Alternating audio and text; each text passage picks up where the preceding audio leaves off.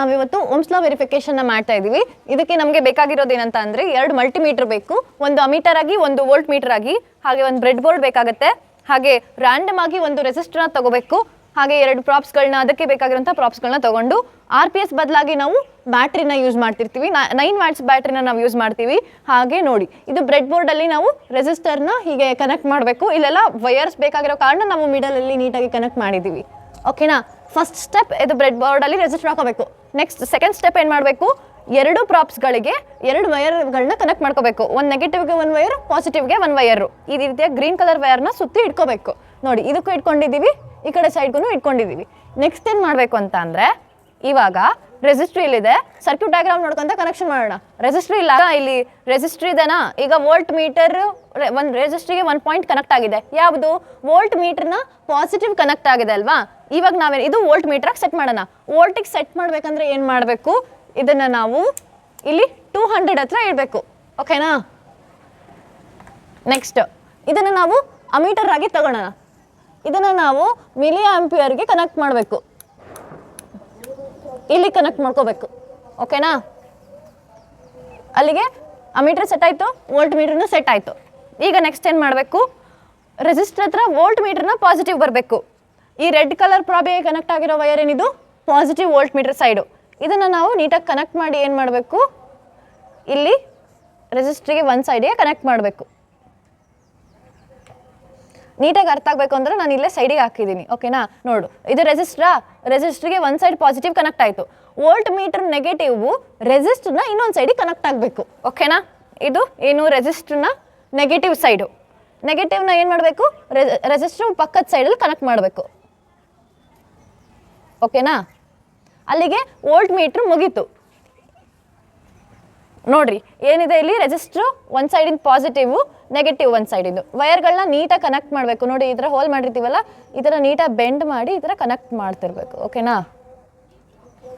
ಈಗ ನೆಕ್ಸ್ಟ್ ಅಮೀಟರ್ನ positive volt meter negative ಇರೋ ಸೈಡಲ್ಲೇ ಕನೆಕ್ಟ್ ಆಗಬೇಕು. ನೋಡಿ, ರೆಸಿಸ್ಟರ್ ಇಲ್ಲಿದೆ, ವೋಲ್ಟ್ ಮೀಟರ್ ನೆಗೆಟಿವ್ ಇಲ್ಲಿದೆ. ಇದು ಅಮೀಟರು. ಅಮೀಟರ್ನ ಪಾಸಿಟಿವ್ ಯಾವುದು? ಇದಲ್ವಾ ಅಮೀಟರ್ನ ಪಾಸಿಟಿವ್. ಇದನ್ನು ನಾವು ಇವಾಗ ಅಮೀಟರ್ ಪಾಸಿಟಿವ್ ಇಂದ ಎಲ್ಲಿ ಕನೆಕ್ಟ್ ಆಗಿದೆ, ಇಲ್ಲಿ ಕನೆಕ್ಟ್ ಆಗಿದೆ. ರೆಸಿಸ್ಟರ್ ಪಕ್ಕದ ಸೈಡಲ್ಲಿ ಇದು ಅಮೀಟರ್ ಪಾಸಿಟಿವ್, ನೆನ್ಪಿಟ್ಕೋಬೇಕು. ಓಕೆನಾ? ಈಗ ಇದನ್ನು ಎಲ್ಲಿ ಕನೆಕ್ಟ್ ಮಾಡಬೇಕು, volt meter negative, resistor 1 point ಅದೇ ಲೈನಲ್ಲಿರಿ, ಅಮೀಟರ್ನ ಪಾಸಿಟಿವ್ ಕನೆಕ್ಟ್ ಮಾಡಬೇಕು. 2 ಲೈನ್ ಇಲ್ಲಿ ಕನೆಕ್ಟ್ ಮಾಡಿದ್ದೀವಾ, ಅದ್ರ ಕೆಳಗೆ ಅಮೀಟರ್ನ ಪಾಸಿಟಿವ್ ಕನೆಕ್ಟ್ ಮಾಡ್ತಿದ್ದೀವಿ. ಓಕೆನಾ? ಇಲ್ಲಿಗೆ ಇದು ಕನೆಕ್ಟ್ ಆಯಿತು. ಅಮೀಟರ್ ನೆಗೆಟಿವ್ RPS ಕನೆಕ್ಟ್ ಆಗಿದೆ.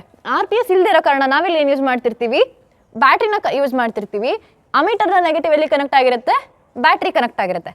ಬ್ಯಾಟ್ರಿಗೆ ನಾವಿಗೆ ಹೆಂಗೆ ಕ್ಲೋಸ್ ಮಾಡೋದು, ಕನೆಕ್ಷನ್ ಆದಮೇಲೆ ಕ್ಲೋಸ್ ಮಾಡೋಣಂತೆ. 2ಕ್ಕೂ ರೆಡಿ ಮಾಡ್ಕೊಂಡು ಇಟ್ಕೊಂಡಿದ್ದೀವಿ. ಬ್ಯಾಟ್ರಿ ನೆಗೆಟಿವ್ ಯಾವುದು? ಬ್ಲ್ಯಾಕ್ ಕಲರ್ ಇದಲ್ಲ, ಈ ವಯರ್ ನೆಗೆಟಿವ್. ಇಲ್ಲಿ ಯಾವ್ದು ಕನೆಕ್ಟ್ ಆಗಿದೆ?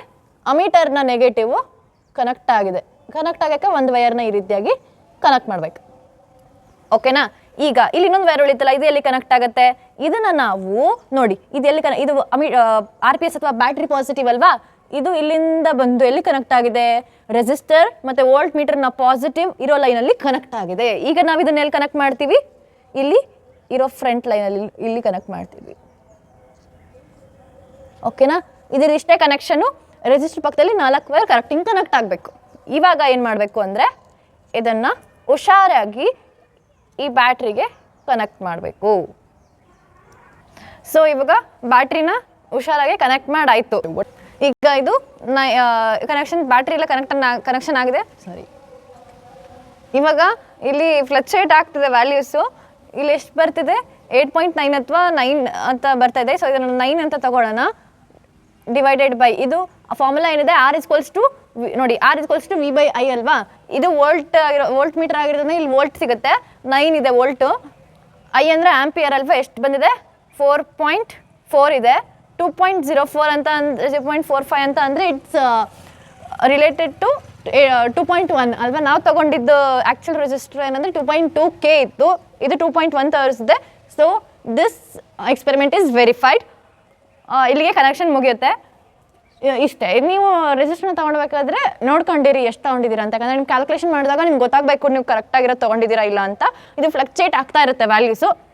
ರಿಲೇಟೆಡ್ ತಗೊಂಡಾಗ ಈಗ ನಮಗೆ ಹೆಂಗೆ ಬಂತಲ್ಲ 2.45 ಅಂದರೆ ಇಟ್ ಇಸ್ ರಿಲೇಟೆಡ್ ಟು 1 ಅಂತ 2.1 ಅಂತ ತಗೊಂಡಾಗ 2.2ಕ್ಕೆ ನಾವೇನು ರಿಯಾಲಿಟಿ ತೊಗೊಂಡಿದ್ವಲ್ಲ ಅದಕ್ಕೆ ರಿಲೇಟಬಲ್ ಆಗಿದೆ. ಸೊ ನಮ್ಮ ಎಕ್ಸ್ಪೆರಿಮೆಂಟ್ ವೆರಿಫೈ ಆಗಿದೆ.